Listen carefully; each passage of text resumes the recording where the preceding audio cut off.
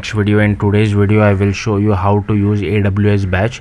So we will be using AWS Batch with Docker. So I have already pushed an image to my Docker. I have already pushed an image to Amazon ECR.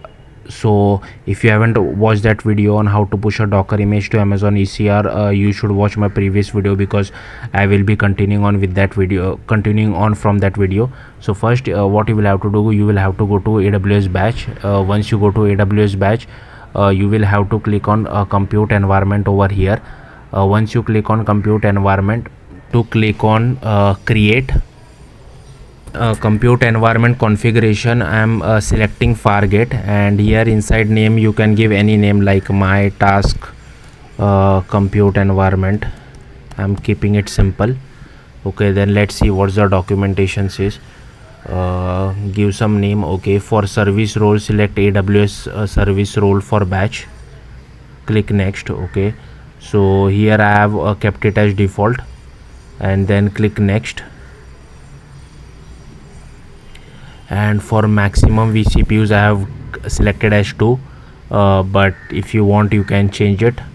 At the top you might be seeing some subnet as well as security groups.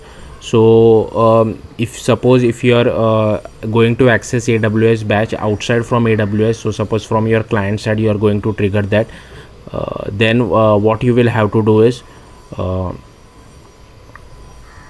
thing was not required for my use case, because I will be triggering this AWS Batch with the help of AWS Lambda. But if you are triggering AWS Batch from outside AWS, then you should add this VPC thing. So what you will have to do is that you will have to go to security groups, then inside that go to VPC in new tab, and then select security groups and select the noted security group.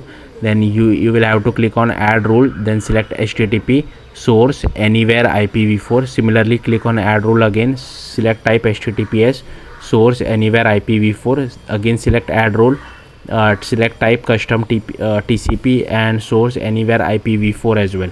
Then you will again have to come back to your compute environment of AWS Batch, and then click on next.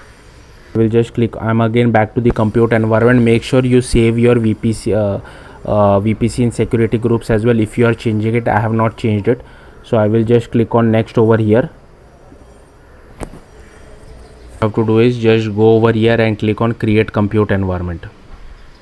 So your compute environment is created. Next, what you will have to do is you will have to click on create job queues. What you will have to do is, once you click on job queues, is you will have to click on create.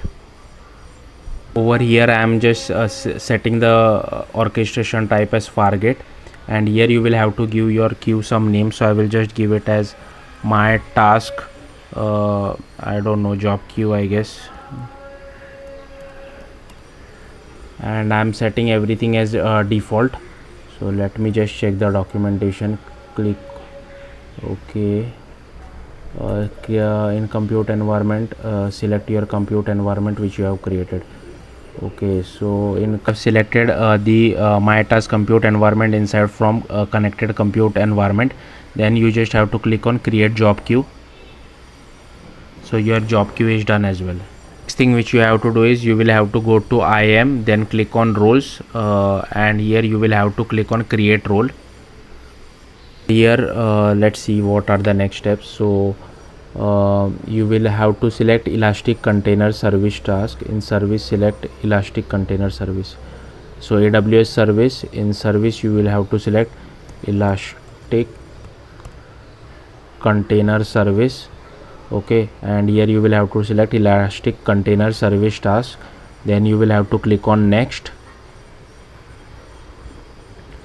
Then search for Amazon ECS task execution role policy. So I'll just search for this. Okay, this is selected. I'll click on it, then click next and give some role name. So click next, give role name. I will give this as my task ECS task role.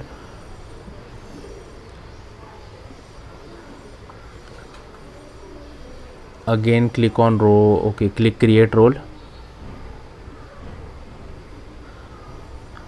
So again over here I will just search for my task ECS task role, and select it, add other permission by clicking add permissions. Okay, so if you want to add more permissions, so suppose your batch requires access to S3, then you can add those permissions. For me it does not require access to anything, so I'll just keep it as it is. Then you will have to go to job definition and click create my task job definition. Okay, so I'll just go to job definitions, click on create.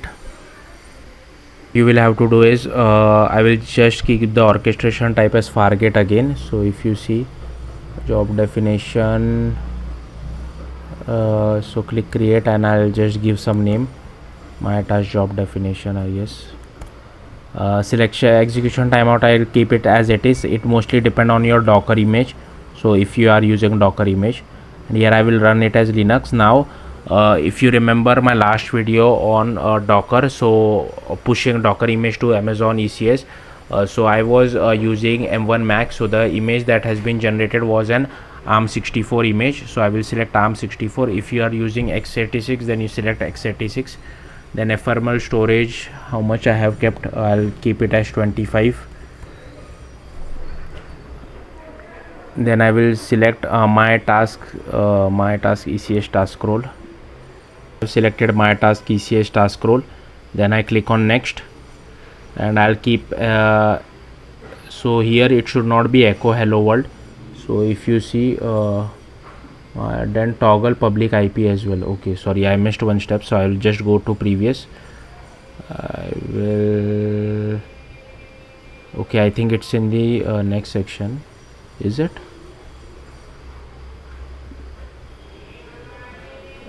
Where is it? Okay, toggle this assign public IP as well. I'll click on next. Then replace the image with your Docker image name, so I will just do that. Image URI, you can just go to ECR private registry repository, select your particular project. You can just copy this URI. I will again go back to this, I'll just paste it over here. Then the command is not optional hello world, so if I go to my Docker file, it is this, right? So I'll just copy this. So okay, so I'll just copy this over here. Job configuration, select my task role as well. Configuration, I have selected my task ECS task role as well. And if you want, so suppose if you have environment variables in your project, you can add this environment variable as well, just like we do it normally. So yeah, it's up to you. So I will just add one thing, even though I'm not using it in my app. So here you can write something like my key name. So I will just write my key and value will be my value. Okay, that's it. Then just click on next.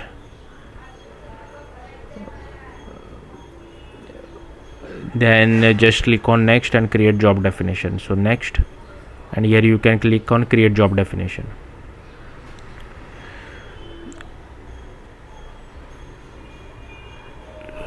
Suppose if you want to refactor your job definition, what you can do is that you can just go to AWS Batch job definition, my task job definition.